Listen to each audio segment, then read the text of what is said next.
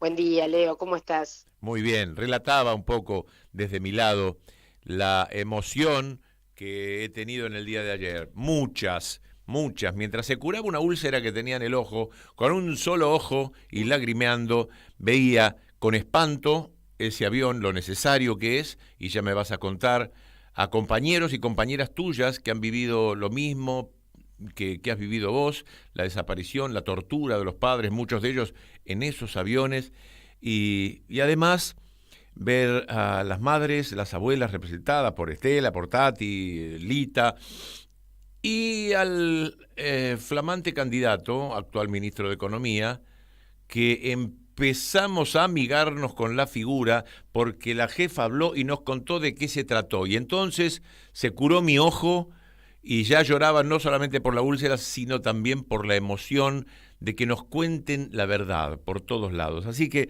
decime vos cómo lo viviste.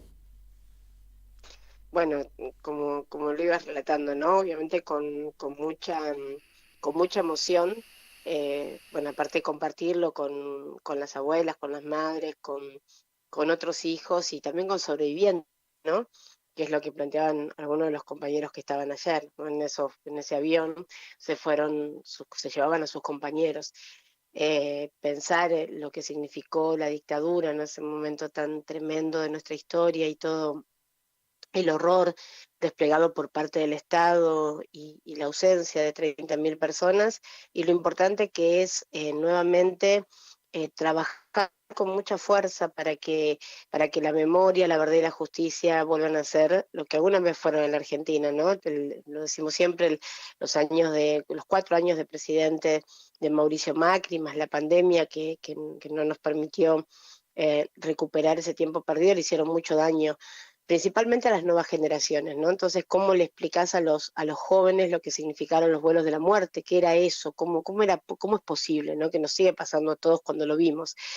Y este avión viene a eso, es la materialidad del horror, pero también la perseverancia de la lucha por la memoria, la que nos va a permitir que esté en la exesma y que sea un testimonio más de aquella historia para que no se olvide, ¿no? Sí, de alguna manera el avión va a morir porque va a dejar de volar, así que vamos a presenciar eh, también ese hecho de un avión que va a dejar de volar porque no lo merece, pero nos contaban la historia también de aquellos pilotos que formaron parte de estos vuelos de la Sí. muerte y que pagan su condena, uno con una muerte anticipada y el otro con cárcel, y así muchos, pero lo valioso de tener semejante aparato horroroso, pero si no lo ves, no se activa la memoria. Sí, no, y ahí ya lo que te pasa, bueno, en el nuestro era más grande, era del ejército, el ejército es más grande que este, ¿no? Pero cuando vos pensás en tanto horror, se te hace que es o sea, un Hércules, una cosa gigante, y la verdad que nada, es un avión pequeño, y cómo cabió tanto horror ahí adentro, ¿no te pasa eso cuando lo ves? Lo ves y decís, me pasó con el nuestro, ¿no? Me parecía no sé, para poder, para que tanto horror pudiera caber tenía que ser gigante.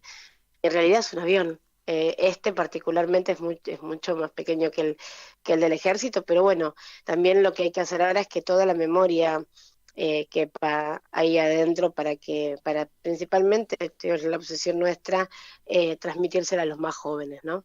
Y en esta época de tanto negacionismo, la escucha uno a López Murphy o a Experto, a la compañera de Milei Villarruel, negando este tipo de cosas cuando Hugo Alconada Mom en el 2006 publica en La Nación un informe reservado y ya desclasificado de los Estados Unidos, donde los militares reconocían en 1978, previo al Mundial, ya 22.000 desaparecidos.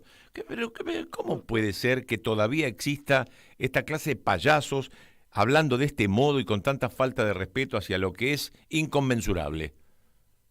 Y porque trabajan para eso, ¿no? Trabajan para que se borre la memoria porque defienden los intereses de aquellos que llevaron adelante la dictadura, que no tenían uniforme, pero que se enriquecieron enormemente y necesitan que esa historia quede atrás, ¿no? Porque creo que parte del desafío que tenemos por delante es avanzar en la complicidad civil de la dictadura cívico-militar y también empezar a derogar todas esas leyes que nos dejaron, que en definitiva son las que hoy generan muchísima, bueno, las corridas bancarias, digo, bueno, todo lo que sucede en materia económica a partir de las leyes que la dictadura nos impuso, ¿no? Sí, totalmente. Y ayer, más allá de todo eso, quien hizo un quiebre en el recuerdo y se puso a tratar de satisfacer a aquellos que teníamos cierta incomodidad y que no sabíamos nada de lo que pasó la semana pasada y solamente nos guiábamos por los diarios.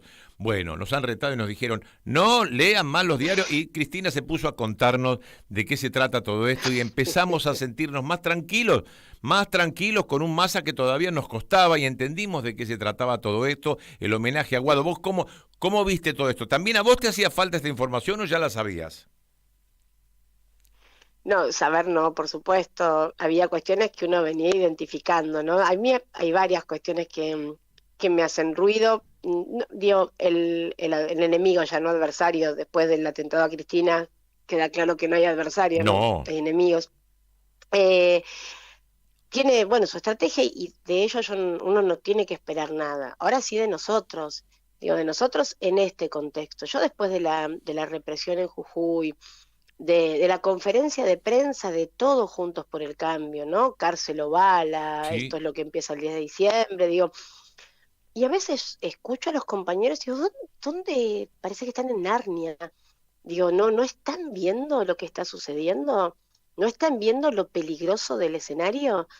No, cómo pueden pararse desde las mezquindades para pensar que de esa forma se va a construir una Argentina distinta? Primero que la unidad no podía ser una opción, pero es hasta por un instinto de supervivencia, ¿no? La claro. unidad no es una opción. Es el que dice que te va a meter preso, te va a matar. Ya lo hicieron antes. Lo hicieron antes camuflados como progresistas. Imagínate lo que van a hacer ahora o lo que pueden hacer ahora ya cuando te lo están advirtiendo explícitamente. Entonces, frente a eso, la unidad y obviamente un deseo, porque eso es evidente, es genuino. El kirchnerismo tenía su candidato sin lugar a dudas, que es Guado, que significaba muchísimo para nosotros en términos de en términos de todo lo que Guado significa, ¿no? De su historia, de su resistencia. Pero el momento lamentablemente no nos permitió que eso sucediera, no logramos que todos prioricen la unidad y una vez más la generosidad, la inteligencia en primer lugar, la inteligencia y la generosidad de Cristina, pensando siempre en la patria. Ese es el tema, Sí, digo, tenemos una conductora que solo piensa en el futuro de la patria y que está dispuesta, ya lo demostró cuando decidió que Alberto sea el candidato a presidente, eh, ya lo demostró cuando convocó a todos aquellos que a los 10 minutos de haber fallecido Néstor empezaron a operarla para que deje de ser la presidenta. Digo, lo demostró con una grandeza que la verdad que nos hace unos privilegiados, digo, tener una conducción así. Y después con muchas mezquindades, como siempre, ¿no? Pero ahí es donde los kirchneristas, digo, tenemos que pensar que estas definiciones que tienen que ver con lo mejor para la Argentina no diluyan nuestra identidad, de la concepción o la idea que nosotros tenemos de la política. y tenemos a Santoro en la ciudad y te vi ya presentando al equipo, a los legisladores, te vi en los posteos, en las fotos, y vamos detrás de Santoro haciendo fuerza porque mide muy bien.